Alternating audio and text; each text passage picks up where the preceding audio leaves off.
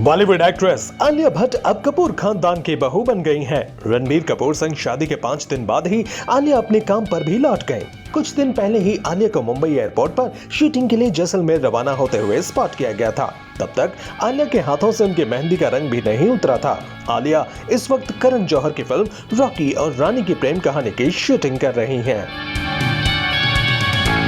वैसे आलिया तो मिसेस कपूर बनने के बाद भी अपनी शूटिंग में जुट गई हैं, लेकिन बॉलीवुड की फर्स्ट फैमिली यानी कि कपूर परिवार में शादी के बाद काम करने की इजाजत नहीं थी। कपूर परिवार के बहुओं को शादी के बाद अपना करियर छोड़ना पड़ता था।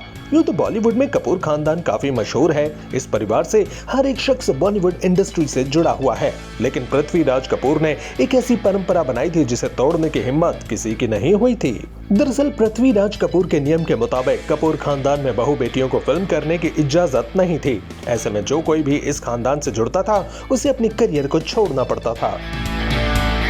फिर चाहे वो रणबीर की मां नीतू कपूर हो या करिश्मा करीना की मम्मी बबीता कपूर, इन हसीनाओं ने भी कपूर खानदान की बहू बनने के लिए अपने सक्सेसफुल करियर को त्याग दिया था।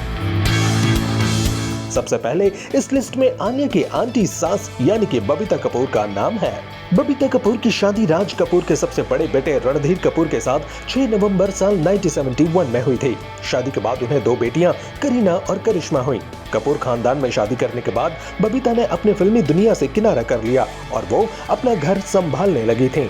हालांकि बबीता नहीं चाहती थी कि जैसा उनके साथ हुआ वैसे उनकी बेटियों के साथ हो। तभी तो करिश्मा कपूर इस परंपरा को तोड़कर आगे आई और फिल्मों में काम करना शुरू किया।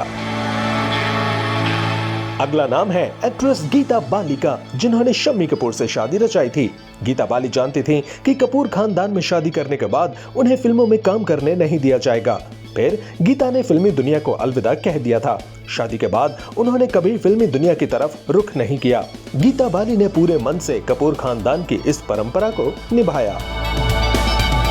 अब बात करते हैं आलिया की सास नीतू कपूर की। बहू के घर में आने के बाद से नीतू फूले ही नहीं समा रही हैं। हालांकि ऋषि कपूर से शादी और कपूर खानदान की बहू बनने के बाद नीतू ने भी अपने फिल्मी करियर को त्याग दिया था। शादी के 1 साल बाद ही वो बेटी रिद्धिमा की मां बन गई और कुछ वक्त बाद ही रणबीर इस दुनिया में आ गए।